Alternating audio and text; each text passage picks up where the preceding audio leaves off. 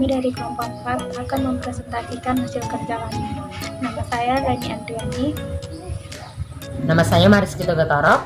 Nama saya Marina Swisenta. Nama saya Husni Ramadan. Nama saya Siti Nur Esa.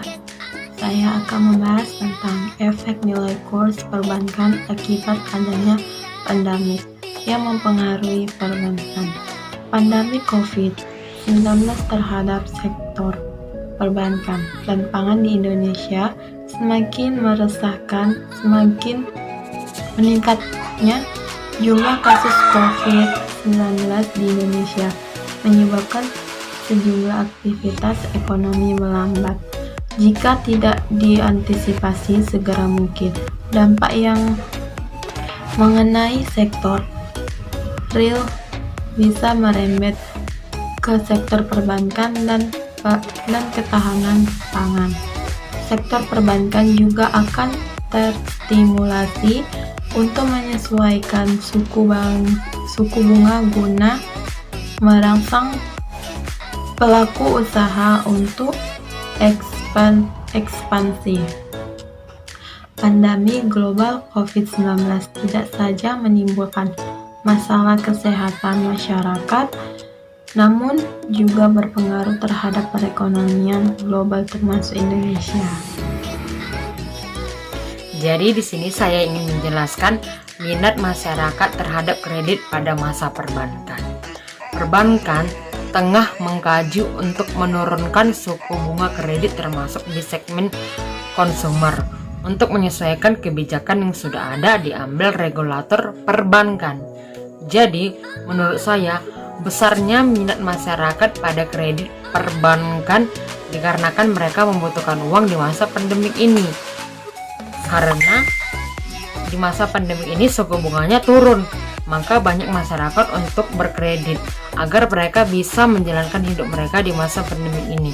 Karena banyaknya orang-orang pekerja di PKH karena COVID-19. Mereka dirumahkan selama berbulan-bulan dan pemasukan tidak ada. Maka banyak sekali orang-orang untuk berkredit agar mereka bisa menjalankan hidup mereka selama pandemi ini. Karena kita harus mengikuti peraturan pemerintah untuk tidak keluar rumah. Maka dari situ banyaknya orang-orang mengeluh tidak ada pemasukan dan masyarakat jadinya banyak untuk berkredit agar mereka bisa menafkahi anak-anak mereka. Oke, sekian dari saya. Terima kasih. Ketua Dewan Komisioner OJK yang bernama Wimbo Santoso mengatakan kondisi likuiditas perbankan saat ini berada dalam kondisi baik karena terbantu dengan Bank Indonesia atau BI yang memutuskan untuk menurunkan giro wajib minimum dalam beberapa waktu yang lalu.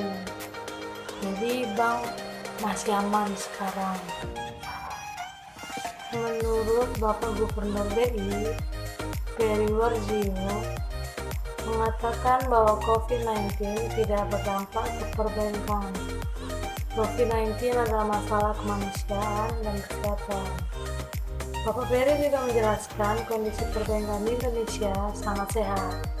Saat ini rasio kecukupan modal berada di 23% dan kredit bermasalah atau non-performing loan terjaga rendah di 2,5% gross atau 1,3% net.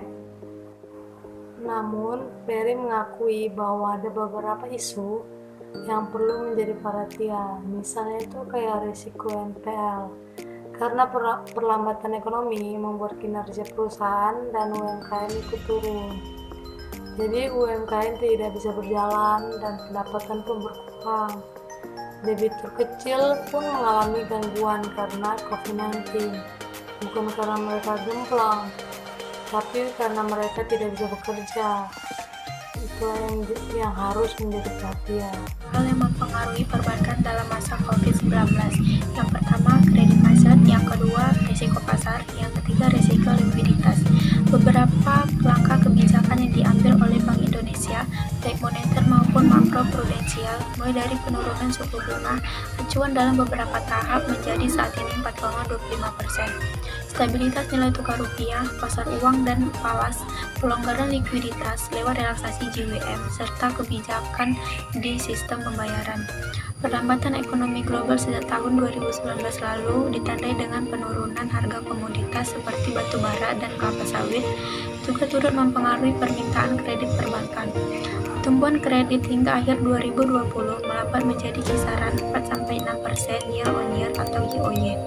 Permintaan kredit pada 2021 diperkirakan baru akan kembali meningkat seiring pemulihan ekonomi domestik dengan prediksi berada pada kisaran 6-8% year on year atau YoY.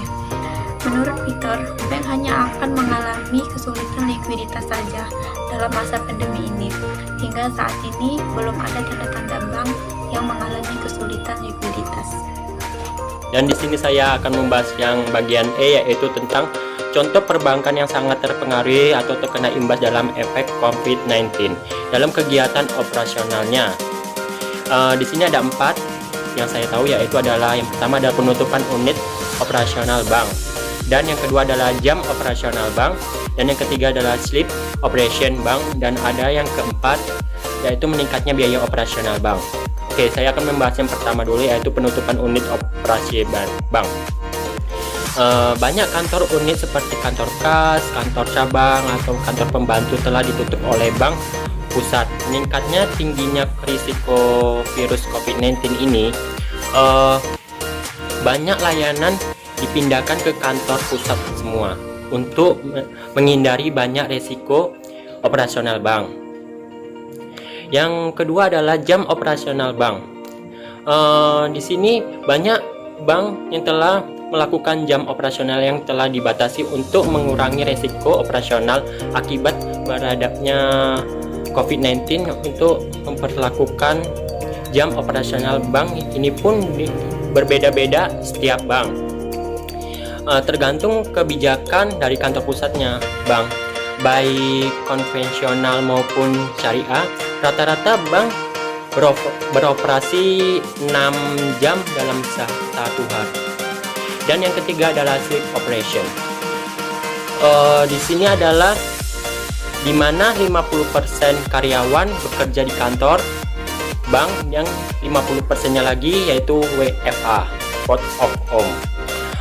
Dan jumlah hari libur pun menjadi 2, tergantung oleh kantor pusatnya sendiri, tergantung oleh pusatnya sendiri.